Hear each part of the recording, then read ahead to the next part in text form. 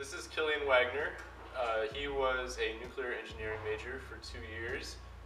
So tell me, after a nuclear weapon has hit a region and there was the initial death toll, what are the after effects from that?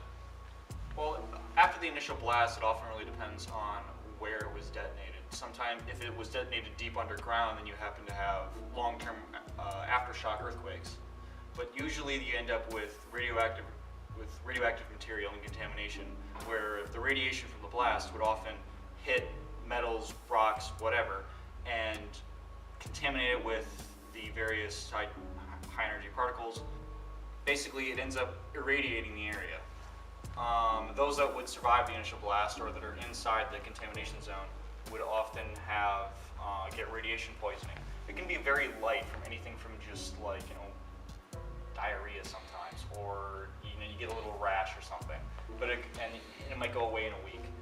But if you get a highly concentrated dose, sometimes symptoms might not show for a week, but then you get your body just starts shutting down. So it's almost as if your body's just falling apart. All the cells on the inside of your body are just they freak out. They have no idea what's going on, and they just start breaking down. So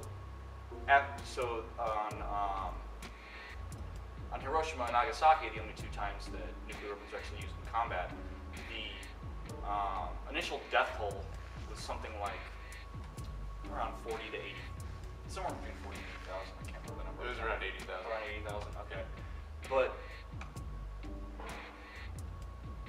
the after effects were almost 10 times that. Yeah, aren't those after effects still going on even?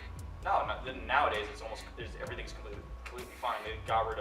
They cleaned out all the irradiated material, and they really built up. If you go there nowadays, you wouldn't be able to notice that anything ever bad happened there. But it did take a long time for them to. Oh yeah, you have to wait a little bit of time for it to naturally dissipate, but then you also have to go in there, and the wood. You'd have wood with radioactive contamination. You need to get that out of there to either cleansed, burned off, or stored somewhere.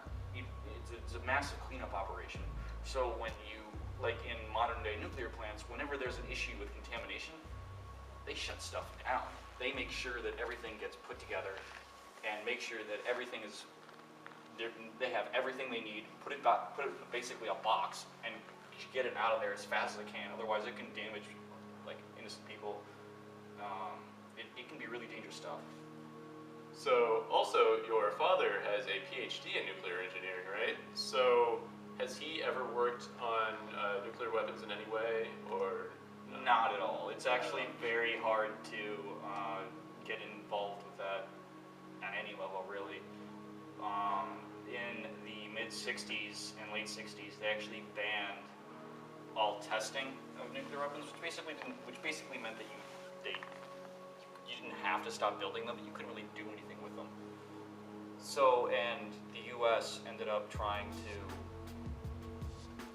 actually cut back a little bit on the testing. So there was actually a poll at one point that found that only roughly 50% of Americans are in favor of worldwide nuclear disarmament. Why do you think that is? Part of that is because a lot of the escalation of the Cold War was because we don't know what the other guys are doing. They could have more than us. We need to be prepared. So a worldwide nuclear disarmament would be everybody generally thinks, yeah, that's a good idea. But how do we know they don't have some hidden?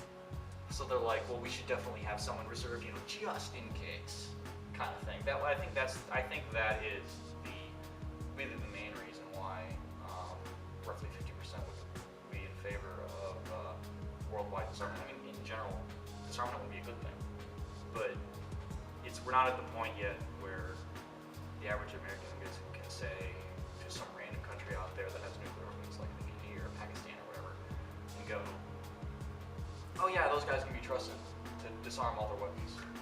So there are already rules by the UN to some extent that prohibit the use of nuclear weapons, the furthering of countries' nuclear capabilities. However, obviously there isn't like a strict law that's prohibiting countries to have nuclear weapons. Otherwise, the U.S., for example, would not have nuclear weapons. So, how do you feel like that would change? Why do you feel like the UN's been unable to make a strict law like that? Well, like, one of the main things, I think, is that the UN doesn't really have any teeth to it apart from economic sanctions. It's really all they can do. Alright, so it seems like the UN just doesn't really have the power to make big laws like that that prohibit countries from having nuclear weapons because it just doesn't really have the support of the people around the world. Is that accurate, do you think, or do you think it's something else? I think if you go around the world, you'll find that most people seem to have the support of the UN.